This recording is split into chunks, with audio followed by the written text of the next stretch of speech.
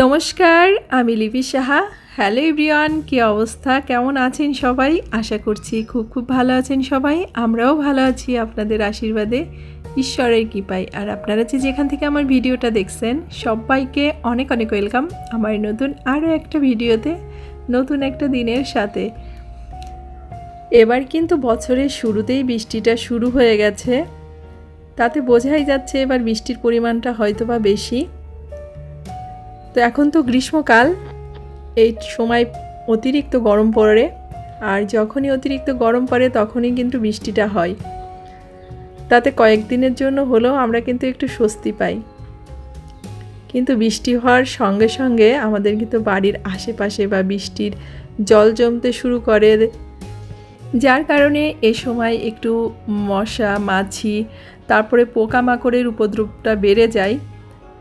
তারপর বাসার মধ্যে দেখবেন অনেক সময় লাল পিঁপড়ে দেখা যায়, যেটা কিন্তু খুবই একটা বিরক্তিকর ব্যাপার। তো আমি এই সময়টাতে ঘর মোছার সময় আসলে যে কাজটা করি সেটাই ভাবলাম যে আপনাদের সাথে শেয়ার করব।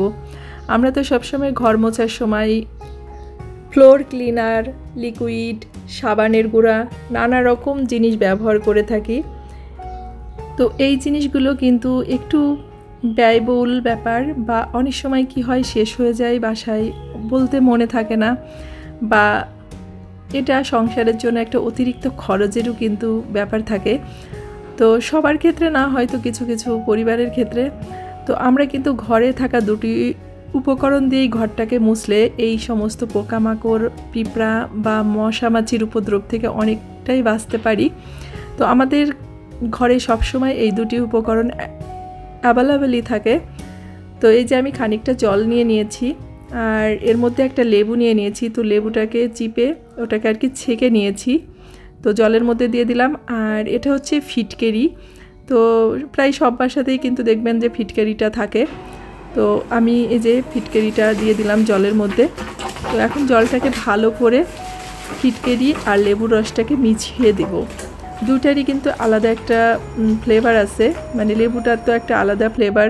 আপনারা একবার এই দুইটা উপকরণ দিয়ে ঘরটা মুছে ট্রাই করে দেখতে পারেন।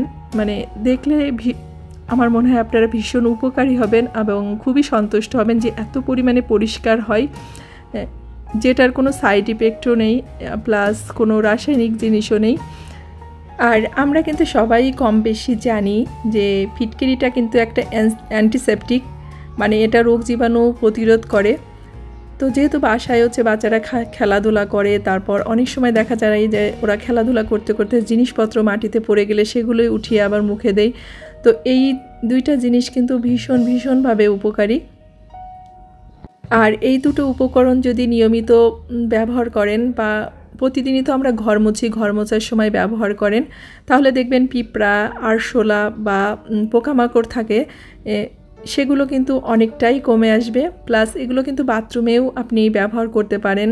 এগুলো লিকুইড তৈরি করে বাথরুমে, কলে, সিঙ্ক, অথবা অনেক সময় একটু বেশি করে বাথরুমে ঢেলে দিলে অনেক উপকার পাওয়া যায়। এটাকে কিন্তু এক ধরনের প্রাকৃতিক কীটনাশকও বলা যায়। তো আমার বাসার আমি পুরো সবগুলো রুমগুলোকে মুছে নিয়েছি, আর এখন এই যে সিঙ্কটাকে পরিষ্কার করে নিলাম। আর যেহেতু স্টিলের কল বেসিনে, তো ওটাকে একটু লেবু দিয়ে ভালো করে ঘষে নিলাম। আপনারাও একবার আপনাদের বাসায় যদি স্টিলের কলগুলো থাকে তো লেবু দিয়ে পরিষ্কার করবেন, এত সুন্দর পরিষ্কার হবে, মনে হয় যে একদম নতুনের মতো চকচকা হয়ে যাবে। তো যাই হোক, সব কাজগুলোকে শেষ করে এখন হচ্ছে দুপুরে রান্নাবাড়াটা করতেছি। তো ওইদিকে ডাল বসিয়ে দিয়েছি, আর ওদিন যে সজনে ডাঁটাটা রান্না করেছিলাম অর্ধেকটা, আর বাকি অর্ধেকটা আজকে রান্না করব। তো যখন তাড়াহুড়া থাকে তখন আমি এই কাজটাই করি। তো ফোড়ন আর বড়িটাকে একসাথে দিয়ে দিলাম।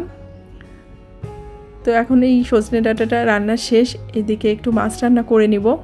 তো শুধুমাত্র দুপুরের জন্যই রান্না করব, রাত্রে অন্য কিছু করে নিব।